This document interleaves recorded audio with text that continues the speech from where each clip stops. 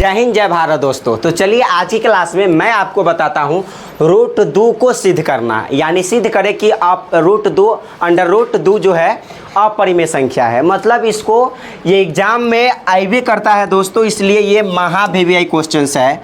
मतलब ये VVI questions है, ठीक है, वेरी वेरी इंपॉर्टेंट, ठीक है। इस क्वेश्चंस को यानी एग्जाम में आने की पूरी चांसेस है, ठीक है। तो चलिए इस क्वेश्चंस को हम सिद्ध करना सीखते हैं एकदम शानदार तरीके से, कि आप डायरेक्ट सबसे पहले समझे क्वेश्चंस को, तब जाकर एग्जाम में आप आसान तरीके से सॉल्व कर सकते हैं, हल कर सकते हैं, ठीक है। यदि आपके पास ये क्वेश्चंस आता है एग्जाम में दोस्तों, तो आपको क्या करना है, यहाँ पर हल लिखना है।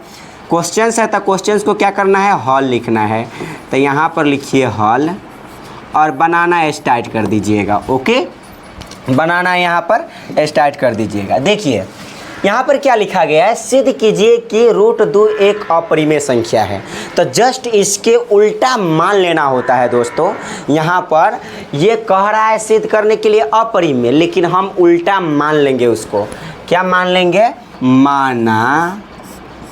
माना अंडर रूट 2, ठीक है, एक परिमेय संख्या है। भले ही सिद्ध करने के लिए कह क्या रहा है दोस्तों, अपरिमेय, लेकिन उसका उल्टा मान लेना है। एक परिमेय संख्या है, इतना लिख देना आपको। माना रूट 2 क्या है, एक परिमेय संख्या है। जहां आप लिख देंगे, जहां P एवं Q पूर्णांक है। क्या लिखेंगे, जहाँ P एवं Q पूर्णांक है, इतना लिख देना है। जहाँ P एवं Q क्या है, पूर्णांक है, और Q इक्वल नॉट जीरो, यानी Q बराबर 0 नहीं आ सकता है। Q बराबर कभी भी 0 नहीं आ सकता है। एक बात इसमें और ऐड कर दीजिए दोस्तों, एक बात यहाँ पर और ऐड कर लीजिए कि तथा P एवं Q सहअभाज्य संख्या है। कैसी संख्या है, सहअभाज्य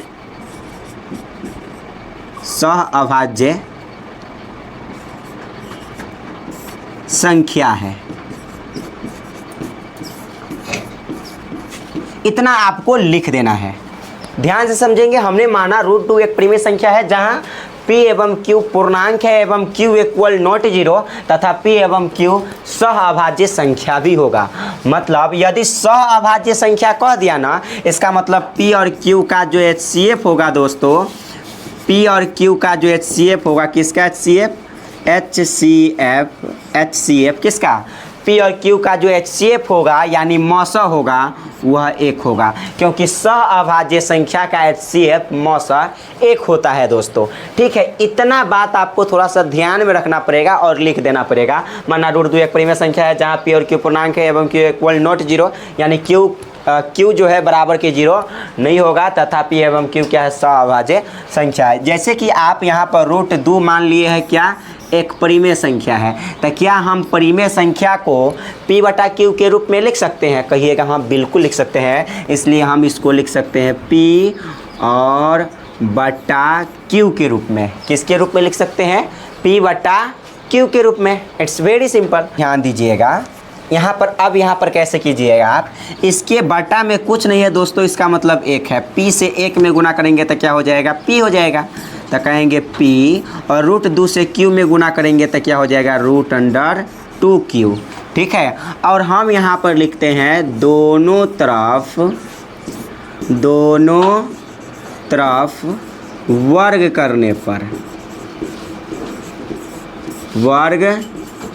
पर, वर्ग बोले तो स्क्वायर करने पर। It's very simple. तो यहाँ पर करेंगे P के स्क्वायर करेंगे तो हो जाएगा P स्क्वायर, बराबर रूट 2 के स्क्वायर, मतलब किसी भी चीज़ का अगर रूट के अंदर हो, अगर रूट के अंदर कोई भी चीज़ हो और उसका स्क्वायर किया जाता है यानी वर्ग किया जाता है, तो स्क्वायर से रूट कट जाएगा तो केवल यहाँ पर जो संख्या रहेगा वही बचेगा। मतलब रूट 2 के स्क्वायर कितना हो जाएगा, केवल 2 हो जाएगा। और क्यू को भी तो स्क्वायर करना है आपको, 2 इधर भी और उधर भी, तो क्यू के स्क्वायर करेंगे तो क्यू स्क्वायर, वर्ग कहने का मतलब स्क्वायर, तो क्यू के स्क्वायर हो जाएगा यहाँ पर क्यू स्क्वायर।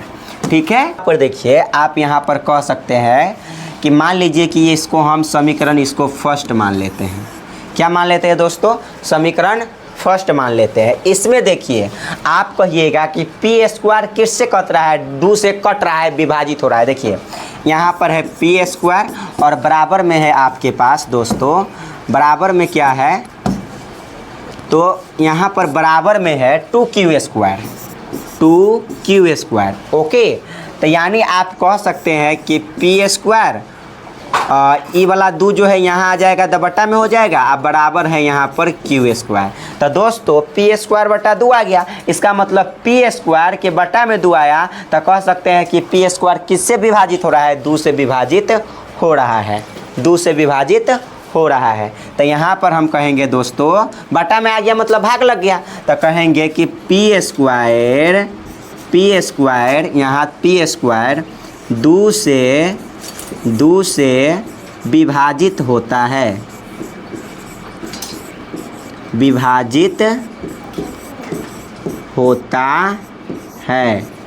तो पी स्क्वायर जब 2 से विभाजित हो रहा है तब पी स्क्वायर केवल मतलब केवल पी भी 2 से विभाजित होगा। कहेंगे कैसे, देखिए पहले लिख देते हैं, तो पी भी 2 से विभाजित होगा, विभाजित होगा। कहेंगे कैसे, मान लीजिए दोस्तों यहाँ पी स्क्वायर, हमने क्या कहा कि पी स्क्वायर जब 2 से विभाजित होता है तो पी भी 2 से विभाजित होगा। कैसे, सपोज डैट मान लीजिए कि हम पी के जगह पर रख देते हैं 2, ठीक है, इसका स्क्वायर कर देते हैं बटा में 2, तो देखिए क्या ये 2 जो है 2 के स्क्वायर 2 से कट जाएगा, हाँ बिल्कुल कट जाएगा। देखिए 2 के स्क्वायर होगा 4 और बटा में क्या है 2, तो कट गया, ये कट गया कि नहीं, 2 दूना 4 कट गया, मतलब तब पर भी 2 से कट गया पी स्क्वायर, मतलब यहाँ पी की जगह पर 2 रखे, 2 के स्क्वायर करे तो 4 जो है 2 से कट गया। अगर मान लीजिए दोस्तों कि अगर हम पी स्क्वायर ना करके केवल पी, अगर पी के जगह पर क्या रखते, 2 रखते, क्या रखते दोस्तों, पी के जगह पर केवल पी स्क्वायर ना करते और मतलब कि केवल पी स्क्वायर ना करके सिर्फ स्क्वायर छोड़ देते, पी के जगह पर केवल 2 रखते, तो यहाँ 2 भी तो एक मरतबे कट जाता, मतलब केवल पी रहेगा तो यो 2 से कटेगा और पी स्क्वायर रहेगा तो यो 2 से कटेगा। इस बात को थोड़ा सा आप ध्यान रखिएगा, इसी लॉजिक पर हमने इतना लिख दिया है। ठीक है, अब चलिए, अब यहाँ फिर से आपको मान लेना है, अब आपको मान लेना है P बराबर कितना, बराबर P बराबर, ओके, आपको मानना है P बराबर 2R। क्या मान लेना है, PQ, उसके बाद हमने R, यानी ये बात आपको अपना से मान लेना होगा। ठीक है, यहाँ जो है ये बात अपना से क्या कर लेना होगा, मान लेना होगा, दिमाग लगा करके। ये अपना से हम क्या किए हैं, माने हैं, जो कि आपको भी मान लेना है। अगर यहाँ पर 5 रहता, अगर यहाँ पर रूट अंडर वाला 5 रहता तो यहाँ पर 5R मानते, रूट अंडर 7 रहता तो यहाँ 7R मानते। मतलब हमको जो सिद्ध करना होगा यहाँ पर रूट से बाहर निकाल कर यहाँ पर मान लेना है। आपको रूट अंडर सिद्ध करना था, उसको रूट से बाहर निकाल कर अपना से मान लिए, यानी P बराबर क्या आया यहाँ पर 2R, ये अपना से मान लेना है। जैसे ही हमने इतना मान लिया दोस्तों, तो आप कहेंगे समीकरण फर्स्ट में देखिए कि P स्क्वायर बराबर तो 2Q स्क्वायर है।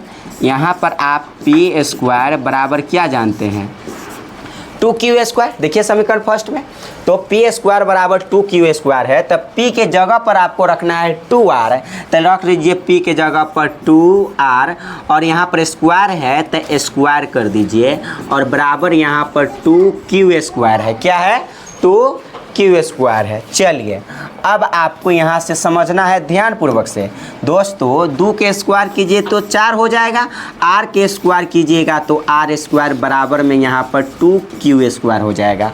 सिंपल सी मतलब है। तो कहेंगे दोस्तों यहाँ से आप काट देंगे तो कहेंगे 2 दूना 4 और मतलब 2 से कट गया, 2 दूना कितना 4 मरतबे, 2 से 2 में गुना करेंगे 4 मतलब 2 दूना 4 कट गया। यानी आपके पास आ गया दोस्तों यहाँ पर आर स्क्वायर बराबर आर एस, मतलब यहाँ पर 2 तक 2 बचा हुआ है ना, 2r स्क्वायर बराबर कितना क्यू स्क्वायर, कट गया तो 2 बच गया, 2r स्क्वायर बराबर क्यू स्क्वायर। अब देखिएगा ज़रा ध्यान से, यहाँ पर आपने क्या देखा दोस्तों, यहाँ पर देखिए जब यहाँ पर 2r स्क्वायर बराबर यहाँ पर क्यू स्क्वायर दिया है दोस्तों, तो क्या हम यहाँ पर लिख सकते हैं आर स्क्वायर बराबर क्यू स्क्वायर, ये वाला 2 कहाँ आएगा बटा में, यानी क्यू स्क्वायर बटा 2 आ गया। तो यहाँ से आप लिख सकते हैं, क्या लिख सकते हैं दोस्तों, इसको आप मान लीजिए समीकरण सेकेंड, उसको हम समीकरण फर्स्ट मान लिए, इसको समीकरण सेकेंड मान लिए। अब समीकरण सेकेंड में आप क्या देखा दोस्तों, समीकरण सेकेंड में क्या देखा कि क्यू स्क्वायर के बटा में 2 आ गया, इसका मतलब क्यू स्क्वायर किस से कटेगा 2 से कटेगा। तो कहेंगे यहाँ पर क्यू स्क्वायर 2 से विभाजित होता है, 2 से विभाजित होता है मतलब कट रहा है, विभाजित होता है तो Q भी, जैसे समीकरण फर्स्ट में कहा है ना कि पी स्क्वायर 2 से विभाजित होता है तब P भी 2 से विभाजित होगा, सेम उसी प्रकार से इसमें भी क्या लिखना होगा, जब Q स्क्वायर 2 से कट रहा है 2 से विभाजित हो रहा है तो Q भी 2 से कटेगा, तो Q भी 2 से कटेगा या विभाजित होगा, विभाजित होगा लिख दीजिए, विभाजित होगा। ठीक है। अब देखिए यहाँ पर दोस्तों कि ऐसे पहले आपने क्या देखा यहाँ पर कि P भी 2 से कट रहा है, देखिए P भी 2 से कट रहा है मतलब विभाजित हो रहा है, और यहाँ पर देखा आपने Q भी किससे 2 से विभाजित हो रहा है। तो यहाँ से आप निष्कर्ष निकाल सकते हैं, क्या निष्कर्ष निकाल सकते हैं दोस्तों कि समीकरण फर्स्ट और सेकेंड से क्या स्पष्ट है, यहाँ पर हमने स्पष्ट है, कहेंगे समीकरण फर्स्ट एवं सेकेंड से स्पष्ट है,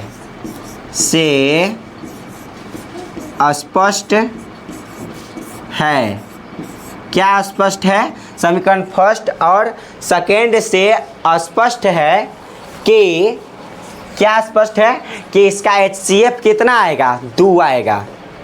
चूँकि आप लोग क्या जानते हैं, समीकरण फर्स्ट एवं सेकेंड से स्पष्ट है कि P और Q का HCF P और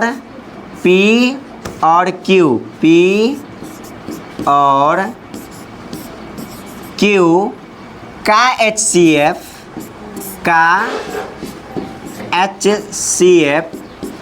किसके बराबर नहीं है, 1 के बराबर नहीं है। ऐसे अगर ऐसे लिखकर ऐसे कर दे इसका मतलब बराबर नहीं है। समीकरण फर्स्ट और सेकेंड से यह स्पष्ट है आपके पास कि P और Q जो है HCF 1 के बराबर नहीं है। कहेंगे कैसे, मतलब मान लीजिए दोस्तों कि P भी 2 से कट रहा है, Q भी 2 से कट रहा है, तो इसका मतलब P और Q का HCF निकालेंगे तो 2 हो जाएगा। जैसे यहाँ हमने लिख दिया कि P भी 2 से कट रहा है और Q भी किससे कट रहा है 2 से कट रहा है, तो कहेंगे दोनों के HCF निकालेंगे दोस्तों, तो ये दोनों का तो HCF 2 आ जाएगा ना, ये दोनों का HCF कितना आ जाएगा 2 आ जाएगा।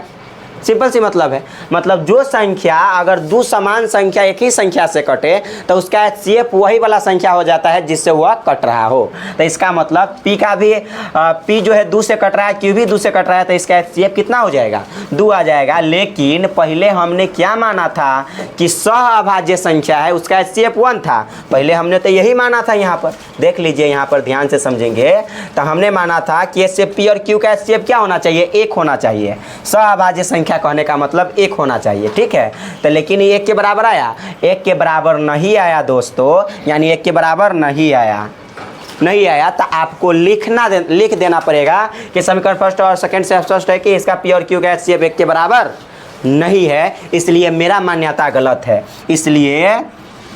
इसलिए यहाँ पर लिख दीजिए, इसलिए जो हम माने हैं वो गलत है, इसलिए मेरा मान्यता गलत है कि अंडर रूट दो एक परिमेय संख्या है। हमने परिमेय ही मान लिया था ना, परिमेय संख्या